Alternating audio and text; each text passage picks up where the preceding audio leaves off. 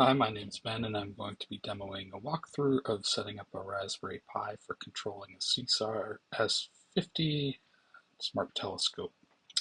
So it'll consist of writing the image to the media and booting and running a setup script. I'm running this on a Raspberry Pi 4B, but really it should work with just about any of them with network access.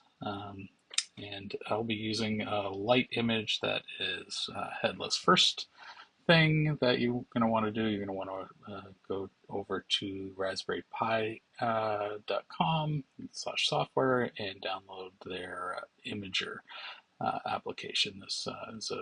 There are others, but this is a really convenient way of setting up your Pi where you can um, customize the operating system for your username. You can add SSH keys, set host names, etc.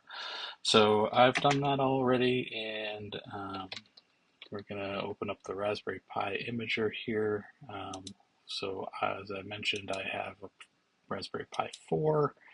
And for the image, you're going to want to, if you want the GUI, you can use one of these. I want a headless image, so I'm going to choose the light 64-bit. And for storage, I have my drive already inserted in my machine.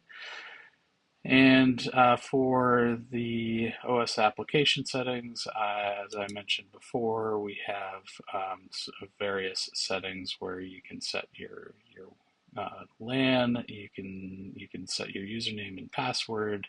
Over in options, you can set your SSH keys, etc. So um, I do want to use these, and yep, we're going to confirm erasure, and it will ask for a password, and it will write the image to the disk, of course.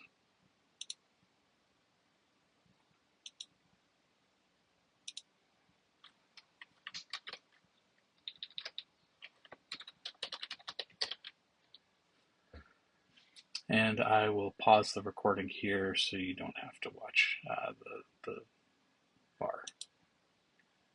Okay, so at this point, you should have your Flash media imaged, inserted into your Raspberry Pi, and booted that up. Additionally, you should have your SeeStar on and connected to the same network. Um, uh, Next step, we are going to be SSHing into the Raspberry Pi and running this command in order to configure it. You can get this from the Smart Underworld GitHub page and the Raspberry Pi install markdown file. So we can copy this, and we'll walk through it as we go watch it being executed. So this is a new install here, and we just paste that in. And here we can see it doing package updates. It's updating its database and then installing Git and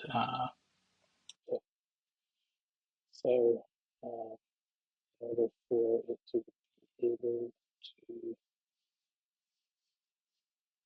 clone the repo and run the setup.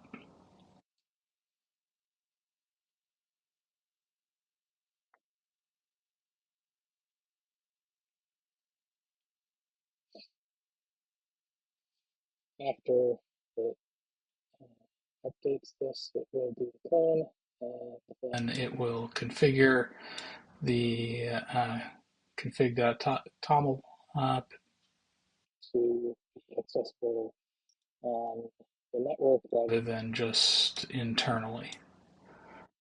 And now we are updating pip packages for Python in order to get all of the dependencies necessary to run the two Python apps.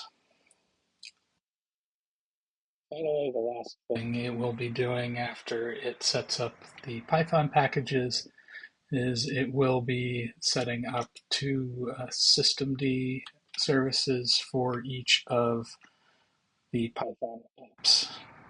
And it will configure them to run at boot time.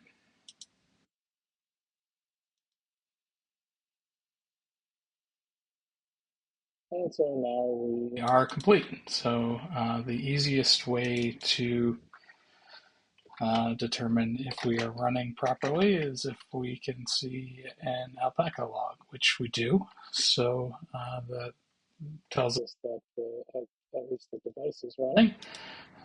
The device app is running, and then we can come over to the simple SeeStar controller on our local network. So in my case, I named my Raspberry Pi Astro, so astro.local on my network. You may find that you need to plug in the IP address directly, but we are on port 5430 at this time. This has moved around a couple times, so that may change. So in the simple SeeStar controller, you can find the variety of functionality that's being added to for Mosaic or scheduling. And that concludes our demo of how to easily set up a Raspberry Pi to run the SeeStarALP applications.